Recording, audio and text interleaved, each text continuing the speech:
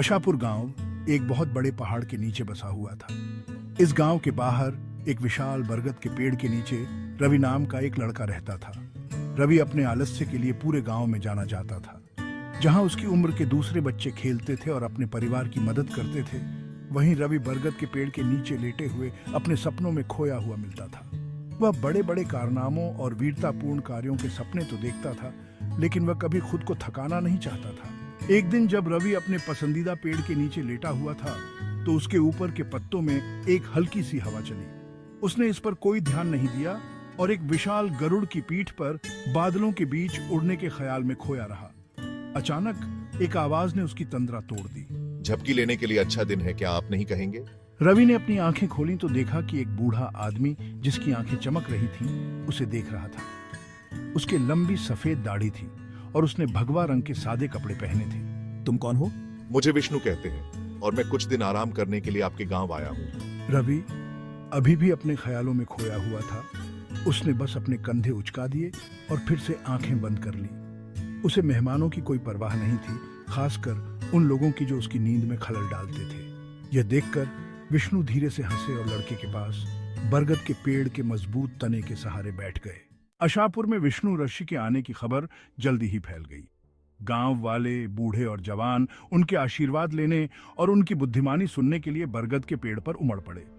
वे उसके लिए ताजे फल और ठंडा पानी लाए, जिससे वह पेड़ की छाया में आराम से बैठ सके।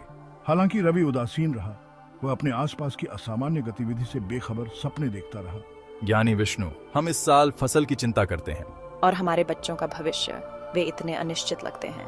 गांव वालों ने विष्णु के साथ अपनी चिंताओं को साझा किया। फसल की चिंता, अपने बच्चों के भविष्य की चिंता और अज्ञात का डर। विष्णु ने उनमें से हर एक को धैर्यपूर्वक सुना। उन्हें सांत्वना, प्रोत्साहन और मार्गदर्शन के शब्द दिए। उन्होंने कड़ी मेहनत के महत्व, दृढ़ता की शक्ति और प्रकृति के साथ सद्भाव में रहने वाले जीवन की सुंदरता के बारे में बताया। कड़ी मेहनत और दृढ़ता किसी भी बाधा को दूर कर सकती है मेरे दोस्तों। जैसे ही सूरज डूबने लगा, गांव में लंबी लंबी परछाइयां पड़ने लगी। विष्णु ने देखा कि एक युवा लड़का झिझकते हुए सभा के किनारे पर खड़ा है। यह रवि था। लड़के की आंखें उत्सुकता और घबराहट के मिश्रण से भरी हुई थीं। विष्णु धीरे से मुस्कुराए और उसे अपने पास बुलाया। आओ बच्चे, शर्माओ मत। मुझे बताओ, तुम्हारे दिल को खुशी किससे मिलती है? मुझे सपने देखना अच्छा लगता है। उसके आसपास के गांव वाले हंस पड़े, लेकिन विष्णु ध्यान से सुन रहे थे। आह, सपने, विष्णु ने सिर हिलाते हुए कहा। वे वास्तव में शक्तिशाली चीजें हो सकती हैं, लेकिन अकेले सपने जीवन नहीं बना सकते युवा रवि। वे बीज के समान हैं। एक बीज में एक शक्तिशाली पेड़ बनने की क्षमता होती है, लेकिन उसे बढ़ने के लिए उपजाऊ मिट्टी, पौष्टिक पानी और सूरज की गर्मी की आवश्यकता होती है। इसी तरह आपके सपनों को हकीकत में बदलने के लिए कार्रवाई, दृढ़ संकल्प और प्रयास की आवश्यकता होती है। रवि ऋषि के शब्दों को सुनकर मंत्रमुग्ध हो गया। उसने अपने सपनों के बारे में पहले कभी इस तरह नहीं सोचा था। रवि, मैं तुम्हारे भीतर एक चिंगारी, एक क्षमता को महसूस करता हूँ जो प्रज्वलित होने की प्रतीक्षा कर रही है। मुझे बताओ, क्या तुम एक खोज पर जाने को तैयार हो?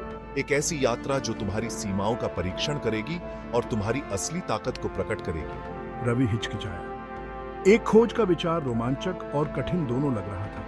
वह अपने ही विचारों के आराम का आदी था, न कि अज्ञात की चुनौतियों का। शिखर पर्वत की चोटी पर एक गुप्त गुफा के भीतर एक पंख है।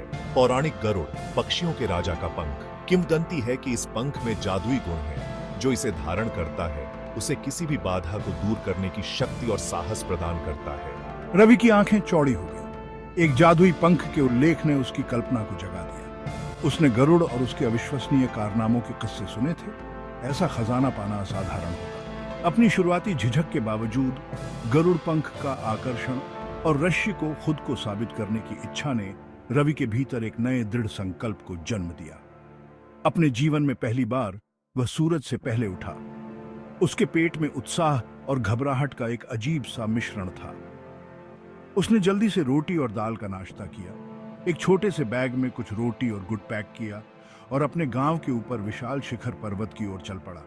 चढ़ाई का शुरुआती हिस्सा परिचित इलाके से होकर गुजरता था। घुमावदार रास्ते जो वह कभी कभी अपनी बकरियों के साथ लेता था। हालांकि उसने कभी भी तलहटी से आगे जाने का साहस नहीं किया था।